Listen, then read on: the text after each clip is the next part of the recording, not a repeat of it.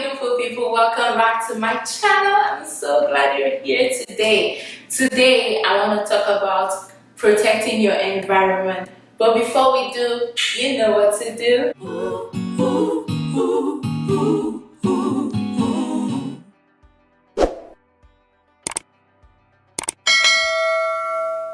Okay, so today I'm going to talk about protecting your environment.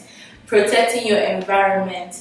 This quote, no peace, no progress, changed my life. Changed my life. Imagine you're in a scenario where you're like trying to do a masterpiece and you're painting and you leave your painting. It's like it takes several days to paint, and you leave your painting like somewhere open where anyone can come, and say you have like small children there and they come and like paint on top of it and like kind of mess it up, and then when you come like you have to start over again and paint again, and then you leave it in a place where anybody has access to it, and those children come again and they start playing with it, like putting paint on their hand, like just messing up your painting, and you come back the third day and you do the same thing, and then you leave it in a place where everyone has access to it, and those children come again. You get my point. You get where I'm going. If you don't protect what you're trying to build, it's open for people, for anyone to come and tear it down. And my videos on build your boundaries will really help with this, with like really showing you foundational houses to dig deeper into this. But for me, what I learned is that for me to have progress, I need peace. Personally, I need peace. For me to have progress, I need peace. And being able to create that environment and protect that environment is a privilege that I don't take for granted. I can create an environment of peace so that I can progress. And once I started doing that and realizing that no, I am responsible for keeping myself in a space of peace, and once I started becoming intentional about creating my boundaries, I was able to progress in every aspect of my life.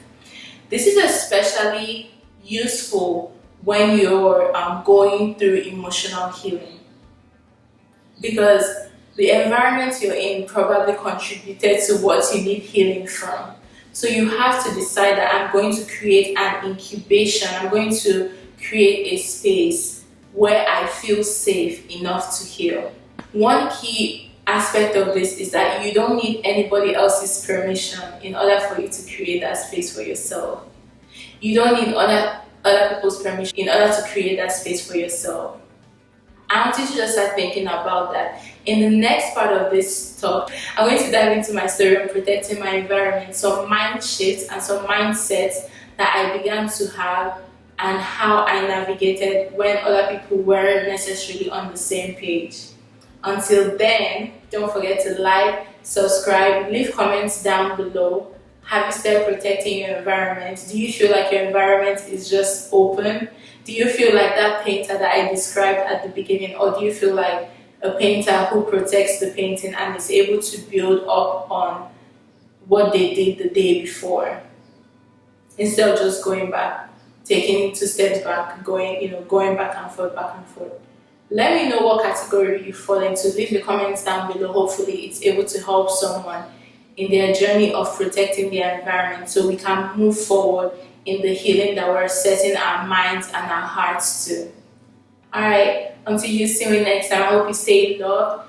Hope you know that you're worthy. And yeah, hope you know that you're loved. Alright, bye. Love you.